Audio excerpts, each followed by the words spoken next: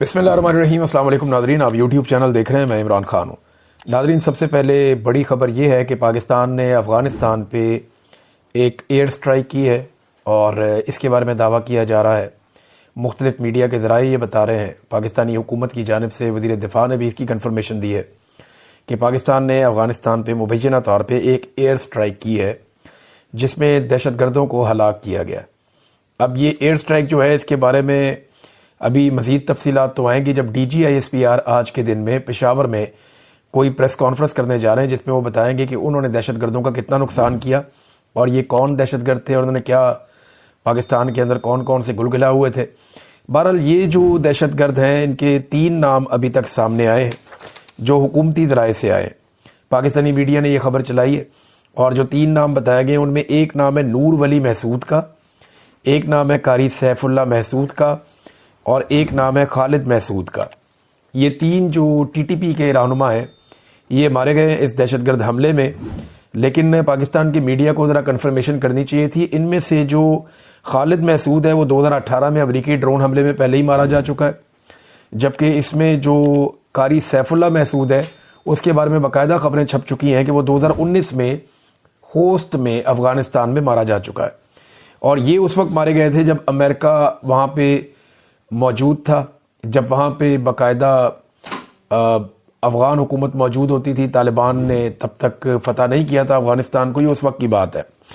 हाँ, अब जो एक और नूर वली महसूद की बात हो रही है, तो इसके बारे में कुछ तफसीलात मेरे पास हैं, मैं आपके साथ शेयर कर देता हूँ। ये कौन शख्स है और इसको मारा जाना कितना इम्पॉर्टेंट है। ये कलदम तहरीके तालिबान का सरबराह है नूर वली महसूद उर्फ अबू मंसूर आसिम। ये 9/11 के बाद काबुल पर अमरीकी हमले में बाल बचकर निकल गया था। अब 25 साल के बाद दोबारा इसके ऊपर एक अटैक हुआ है। अब देखना यह है कि क्या वाकई ये आदमी इस हमले में मारा गया जो एरियल स्ट्राइक की गई पाकिस्तान की जानिब से। कलदम तरीके तालिबान पाकिस्तान के 48 साला सरबराह नूर वली महसूद उर्फ अबू मंसूर आसिम ने फैसलाबाद, गुजरांवाला और कराची के मदारिस में तालीम हासिल की। पहली मरतबा अफ़गानिस्तान में उस वक्त के शुमाली इत्तेहाद के ख़िलाफ़ कार्रवाइयों में हिस्सा लिया। 9/11 के बाद दोबारा काबुल का रुख किया और ज़िंदा बच के वापस आ गया। बैतुल्लाह महसूद, हकीमुल्लाह महसूद, मुल्ला फजलुल्लाह, इन सब के बरक्स ज़्यादा अरसे तक यानी लगभग 8 साल तक कलदम तहरीके तालिबान पाकिस्तान की सरबराही नूर वली महसूद के पास मौजूद रही और कल के दिन तक मौजूद थी, जब तक इसके ऊपर ये अटैक नहीं हुआ। अफ़गानिस्तान की जानिब से उनकी गवर्नमेंट ने कंफर्म किया कि 2 बड़े धमाके हुए हैं वहाँ अफ़गानिस्तान में, लेकिन साथ ही उन्होंने ये कहा कि जो ज़बीउल्लाह मुजाहिद हैं, उनके तर्जुमान अफ़गानिस्तान की जो अबूरी हुकूमत है उसके, उन्होंने अभी इसकी कंफर्मेशन नहीं की कि इसमें नुकसान किसका हुआ और कितना हुआ, लेकिन इसकी तफसीलात आ जाएंगी। जबकि आज पाकिस्तान की जानिब से DGISPR मुमकिन तौर पर पेशावर में जो प्रेस कॉन्फ्रेंस करेंगे उसमें बताएंगे ये क्या हुआ। देखिए, पाकिस्तान की सिक्योरिटी फोर्सेस की एक बहुत बड़ी कामयाबी है। अब ये 2 तरीक़ों से हो सकती है। अगर तो पाकिस्तान ने ये अटैक अफ़गानिस्तान को कुछ हद तक एतमाद में लेकर किया तो ये कमाल काम है। अफ़गानिस्तान की हुकूमत हो सकता है किसी मजबूरी की वजह से, बाज़ औक़ात अगर आपने एतमाद में भी होते हैं तो आप नहीं बताते पब्लिकली, आपके ऊपर प्रेशर आने का अंदेशा होता है। अगर तो ये एतमाद में लेकर किया तो ये बहुत बड़ी कामयाबी है पाकिस्तान की। और अगर ये टारगेट अचीव हो गया, 2 बंदे तो पहले ही मारे जा चुके थे, वो मीडिया की खबर गलत है, तस्दीक उन्हें करनी चाहिए, मीडिया को जिम्मेदारी का सबूत देना चाहिए था। तो कोऑर्डिनेशन के साथ हमला हुआ तो बहुत बड़ी अचीवमेंट है। लेकिन अगर इसमें ये यकतरफा हमला है तो पाकिस्तान को एक कामयाबी तो मिली कि एक दहशतगर्द मारा गया, तफसीलात आएंगी तो पता चलेगा, मगर इसके असरात मुख्तलिफ हो सकते हैं क्योंकि इसमें जो अफ़गान तालिबान है उनकी पॉलिसी कुछ और है और वो अफ़गान सरजमीन के ऊपर बैरूनी हमले की मुखालफत करते हैं। लेकिन क्या वो कोई बैरूनी हमला इस नौयत का रोक सकते हैं? फ़र्ज़ करें कि अमेरिकन तैयारे आते हैं, आकर अफ़गानिस्तान पर बमबारी करते हैं, या वो मिसाइल भेजते हैं, वो अफ़गानिस्तान में आकर गिरते हैं, तो क्या तालिबान के पास कोई सिस्टम है उसको रोकने का? बिल्कुल नहीं। दुनिया का कोई कमज़ोर से कमज़ोर मुल्क भी है ना, उसकी एयरफोर्स भी अगर अफ़गानिस्तान के ऊपर अटैक करेगी तो अफ़गान तालिबान के पास उससे बचने का या उसको रोकने का कोई तरीका नहीं है। वजह यह है कि उनकी कोई एयरफोर्स नहीं है। नंबर 2, उनके पास किसी किस्म का कोई एयर डिफेंस सिस्टम नहीं है। अफगानिस्तान का जो तरीकाकार ना लड़ने का, वो है लंबी लड़ाई वाला। वो फिर करते ये लड़ाई को लंबा खींचते हैं, जैसे अमेरिकन के साथ उन्होंने किया। ट्रिलियंस ऑफ डॉलर्स जो है अमेरिकन के डूब गए अफगानिस्तान में, उनके बेशुमार फौजी कत्ल हो गए। अफगानिस्तान के अंदर एक अजीबोगरीब लड़ाई छिड़ गई, नेटो का बहुत नुकसान हो गया। अमेरिका पैसे डाल डाल के अफगानिस्तान में थक गया, लेकिन लड़ाई का नतीजा ही नहीं निकल रहा था। तो तालिबान जो है वो लड़ाई को लंबा खींचने के माहिर है। अगर पाकिस्तान की उनके साथ कोऑर्डिनेशन अच्छी रही तो हम दहशतगर्दी पे काबू पा लेंगे, ये बात इमरान खान साहब भी कह चुके हैं। लेकिन अगर आप विदाउट कोऑर्डिनेशन चलेंगे तो फिर ये लंबी लड़ाई है, इसको आप खींचते जाएं, शैतान की आंत की तरह लंबी होती जाएगी और आपको कई सालों तक ये लड़ाई लड़नी पड़ सकती है। तजज़ियाकार ये बात मानते हैं, वो ये कहते हैं कि ये एक हकीकत है कि तालिबान के साथ आप ये जो रवायती किस्म की एक लड़ाई है, इसको लंबा खींचने में तालिबान बहुत तेज़ हैं और इस लड़ाई को बहुत लंबा लेकर चले जाएंगे। बहरहाल ये पाकिस्तान की एक दिफाई नुक्ता नज़र से अगर टीटीपी का सरबराह मारा गया तो बड़ी कामयाबी है। अभी मेरे ख्याल में कुछ घंटों में हमें बाकी तफसीलात मिल जाएंगी, आपके साथ हम शेयर करेंगे। बड़ी खबर जो दूसरी है, बहुत बड़ी खबर है, इमरान खान साहब ने तब्दील कर दिया वज़ीर आला खैबर पख्तूनख्वा को, और उन्होंने वजह भी बताई हुई है। इमरान खान साहब का जो बयान आया रात गए, इस हवाले से ज़रा पहले वो बयान आपको बता देते हैं। इमरान खान ने कहा कि खैबर पख्तूनख्वा के हालात के तनाजुर में वज़ीर आला की तब्दीली नागुज़ीर थी और ये एक आईनी अमल है जो इस मुल्क के दीगर सूबों में भी होता आया है और इसमें किसी को मुदाखलत नहीं करनी चाहिए ताकि ये अमल जल्द अज जल्द मुकम्मल हो।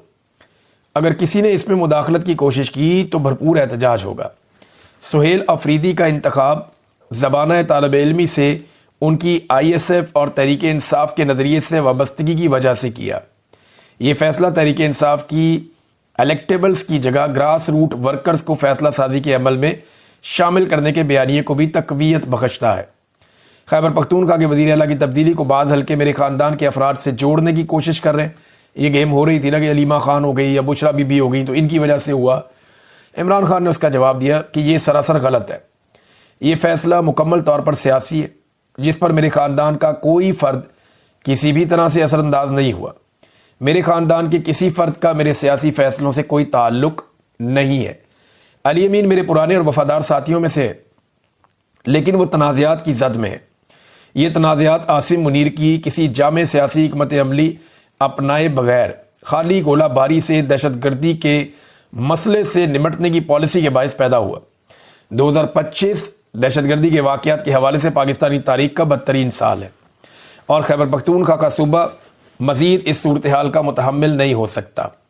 उम्मीद करता हूँ कि नया वज़ीर आला और इसकी टीम दहशतगर्दी के खात्मे और देर पा अमन के क़याम के हवाले से अवामी नुमाइंदों के साथ मिलकर जामे पॉलिसी अपनाएंगे। मैं गुज़िश्ता 2 दहाइयों से दहशतगर्दी से निमटने की वाज़ेह हिकमत अमली बयान करता रहा हूँ। इसी हिकमत अमली के बायस तहरीक इंसाफ के 3.5 साल दौरे हुकूमत में दहशतगर्दी पर बहुत हद तक काबू पा लिया गया था। तहरीक इंसाफ ने इस वक्त की पाकिस्तान मुखालिफ और भारत नवाज गनी हुकूमत से भी मुज़ाकरात किए और कबायली अवाम और अफ़गान पनागुज़ीनों के मामलात में अफ़वाम व तफ़हीम से हमने तय किए थे। 2021 में उस वक्त की फ़ौजी क़यादत ने हथियार फेंकने वाले दहशतगर्दों को वापस बसाने का मनसूबा पेश किया था। ये ज़रा आप गौर से सुन लें। अब ज़रा मैं आपको पहले एक ख्वाजा आसिफ का स्टेटमेंट बताऊंगा और उसके बाद वापस यहाँ पे आऊँगा इमरान खान साहब के ट्वीट पे, क्योंकि ये हिस्सा उसका जवाब है। ख्वाजा आसिफ कहते हैं, हज़ारों तालिबान को इमरान खान ने पाकिस्तान लाकर बसाया। आज भी PTI दहशतगर्दों से मुज़ाकरात की बात कर रहे हैं। सालों से हमारी फ़ौज और अवाम का खून बहाया जा रहा है। अफ़गानिस्तान हुकूमत के साथ सालों पर मुहित मुज़ाकरात और वफूद का काबुल आने जाने के बावजूद पाकिस्तान में खून रेज़ी बंद नहीं हुई। रोज़ाना फ़ौजी जवानों के जनाजे उठ रहे हैं। 60 लाख अफ़गान मुहाजिरीन, 60 साल की मेहमान नवाजी की कीमत हम अपने खून से अदा कर रहे हैं। वक्त आ गया अफ़गान मेहमान अपने घरों को जाएं और ये मुफ्तबरी और मोहसिन कुशी बंद करें। ये कैसे मेहमान हैं जो मेज़बानों का खून बहाते हैं और कातिलों को पनाह मुयस्सर करते हैं। ये अब ख्वाजा आसिफ का स्टेटमेंट है। PTI के खिलाफ के दहशतगर्दों को इमरान लाया। अब इमरान खान का जवाब। 2021 में उस वक्त की फ़ौजी क़यादत ने हथियार फेंकने वाले दहशतगर्दों को वापस बसाने का मनसूबा पेश किया था, मगर उस मनसूबे को खैबर पख्तूनख्वा और कबायली इलाकों के हमारे मुंतखब नुमाइंदों ने मुस्तरद कर दिया था। इस मनसूबे पर हमारे दौर में अमल नहीं हुआ। लेकिन अब हक़ाइक़ के बरक्स तहरीक इंसाफ की हुकूमत पर यह सरासर झूठा इल्ज़ाम लगाया जा रहा है कि मुल्क में दहशतगर्दी इस दौर में बसाए गए दहशतगर्दों की वजह से पैदा हुई है। कौम को बताया जाए कि कौन से दहशतगर्द कब, कहां और कैसे बसाए गए। यानी ये दहशतगर्द तो इमरान खान साहब की हुकूमत ख़त्म होने के बाद पाकिस्तान में लाए गए, और जब इन्हें पाकिस्तान में लाया जा रहा था तो कबायली इलाके के जितने भी सियासतदान हैं, चाहे वो पाकिस्तान तहरीक इंसाफ से, चाहे वो PTM से, चाहे वो पासून के नौजवान हैं, वो सारे लगातार एहतजाज कर रहे थे कि दहशतगर्दों को खैबर पख्तूनख्वा के इलाकों में वापस लाकर क्यों बसाया जा रहा है और क्यों बॉर्डर को उनके लिए नरम किया जा रहा है कि वो हथियारों समेत खैबर पख्तूनख्वा में आ रहे हैं। अब इमरान खान साहब आगे कहते हैं कि कभी ये कहा जाता है कि पाकिस्तान में दहशतगर्दी की जिम्मेदार अफगान हुकूमत है, जिसकी तायद से अफगानिस्तान में बसने वाले दहशतगर्द पाकिस्तान में कार्रवाइयाँ करते हैं, और कभी कहा जाता है कि दहशतगर्दी दहाइयों से पाकिस्तान में बसने वाले अफगान मुहाजिरीन की वजह से है। ये दोनों बातें गलत हैं, क्योंकि लाखों अफगान मुहाजिरीन को बेइज्जत और रुस्वा करके निकालने के बावजूद दहशतगर्दी बढ़ती जा रही है। ये मुतज़ाद बयानात आसिम मुनीर के मुसल्लत करदा अवाम दुश्मन निज़ाम की बदहवासी को जाहिर करते हैं। दहशतगर्दी से निपटने के हवाले से मेरा मौक़िफ़ हमेशा से दो टोक रहा है। तारीख भी गवाह है, दहशतगर्दी के खिलाफ अगर बाकायदा सियासी बसीरत और हिकमत अमली के बजाय सिर्फ ताकत का इस्तेमाल किया जाए तो नाकामी ही आपका मुकद्दर बनती है। मिलिट्री ऑपरेशन के नतीजे में होने वाला कोलेटरल डैमेज आवाम को इंतकामन हथियार उठाने पर मजबूर कर देता है, और यूं ये सिलसिला बद से बदतर होता चला जाता है। सियासी इंतकाम में मेरे खिलाफ मुसलसल बेबुनियाद मुकदमात ना सिर्फ बनाए जा रहे हैं, इमरान खान साहब ने भी बताया, कौम को पैगाम दे रहा हूं, ये चाहे जो भी कर ले, मैं इनके सामने ना झुकूंगा, ना अपनी कौम को झुकने दूंगा। कोलेटरल डैमेज का भी इमरान खान साहब ने जिक्र किया, लेकिन ख्वाजा आसिफ साहब ने कोलेटरल डैमेज को जायज़ करार दिया। आपको पता है दुनिया में दो ऐसे लीडर्स हैं या पॉलिटिकल पार्टीज़ हैं जिनकी हुकूमतों ने कहा कि कोलेटरल डैमेज जायज़ है। ये बात खुल खुलाकर या तो नेतन्याहू ने की है या ख्वाजा आसिफ ने, मौजूदा PDM की सरकार ने या नून लीग ने की है। नेतन्याहू ने कहा कि सिविलियन की कैजुअलिटी हो जाए, सिविलियंस मारे जाते हैं, पॉलिसी के तहत वो मारते हैं। ख्वाजा आसिफ ने भी कहा कि जहाँ पे होगा हमें लगेगा दहशतगर्द हैं, हम वहाँ पे अटैक करेंगे, सिविलियन मरते हैं तो मरे। उन्होंने कहा भुगतना पड़ेगा नतीजा। भाई किस बात का, इसका देखे ना, ख्वाजा आसिफ कहते हैं जहाँ पे दहशतगर्द होंगे या जिस इलाके में भी पनाह लेंगे वहाँ कोई मासूम है, चाहे वो मासूम नहीं है, कोई पनाह देने वाला है या नहीं देने वाला, वो जद में आएंगे, हम अटैक करेंगे और वो मारे जाएंगे। ख्वाजा आसिफ का ये मानना है कि मासूम भी मारे जाएं तो कोई बात नहीं, हम दहशतगर्दों के पीछे आएंगे। इसको बोलते हैं कोलेटरल डैमेज। एक सवाल उठाया था सुहेल अफरीदी ने, जो नया वज़ीर आला खैबर पख्तूनख्वा जिसको इमरान खान साहब ने चुना है, और ये बड़ा इंपॉर्टेंट क्वेश्चन था उसका। उसने कहा कि एक बंदा रात को मेरे घर आता है बंदूक लेकर और मुझे कहता है कि मुझे खाना दो। रात को अचानक मेरे घर एक बंदा आया, उसके हाथ में बंदूक है, उसने कहा मुझे खाना दो।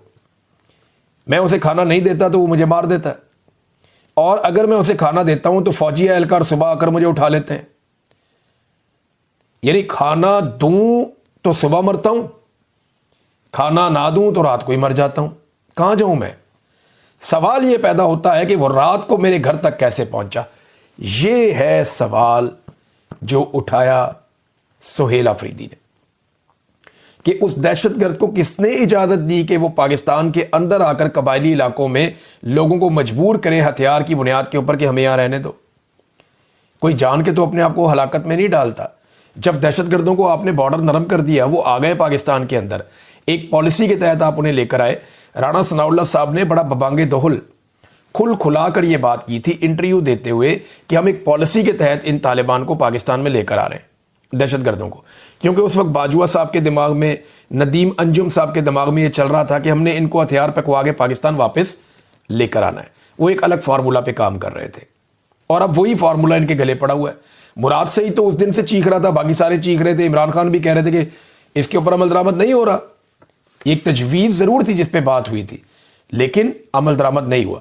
अमल दरामद हुआ, इमरान खान साहब की हुकूमत गिराई गई 9-10 अप्रैल को, और अमल दरामद हुआ जाके जून में, कि मई के एंड में और जून में दहशतगर्द आना शुरू हो गए थे, और फिर ये बहुत बड़ी तादाद में पहुंचे। ये मालाकंड में आए थे, वहां पे बहुत बड़े बड़े एहतजाज भी हुए थे, फिर इनको वापस जाना पड़ा था। इनके वापस जाने पर खुशियां भी मनाई गई थी जुलाई और सितंबर के महीने में, लेकिन फिर दोबारा बताया गया कि ये फिर आएंगे और इन्हें लाकर यहां बसाया जाएगा। वो कीमत पाकिस्तान आज चुका रहा है। तो दुनिया में दो मुल्क हैं जो कोलेटरल डैमेज के हामी हैं।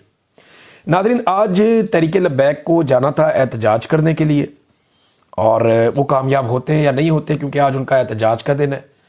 उन्हें इस्लामाबाद में रेड जोन के अंदर बढ़ना है और अमरीकी सफारत खाने तक पहुंचना है।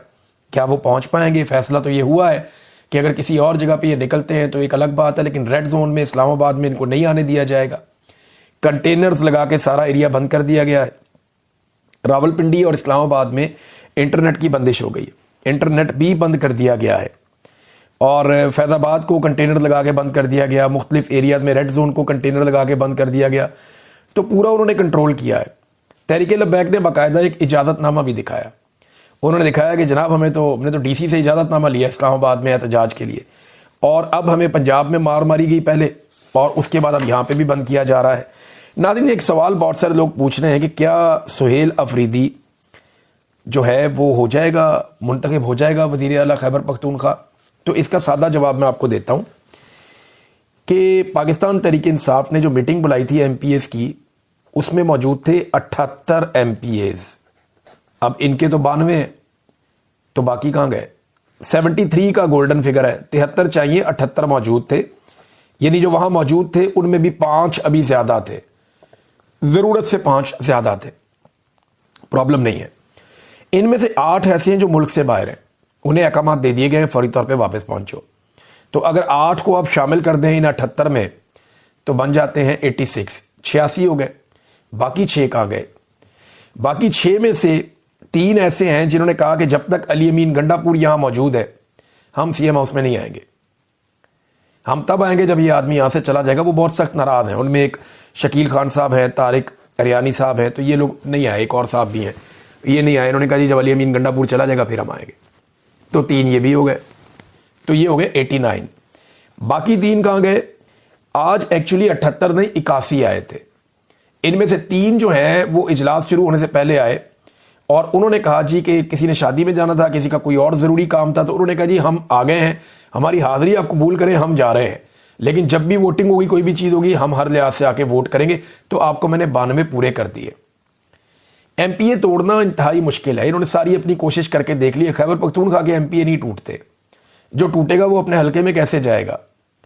वो देखें, वो पाकिस्तान तहरीक इंसाफ के खिलाफ वोट लेकर MNA बना था मुबारक सेब, और वो अब तक खुल के फिर नहीं सकता अपने इलाके में।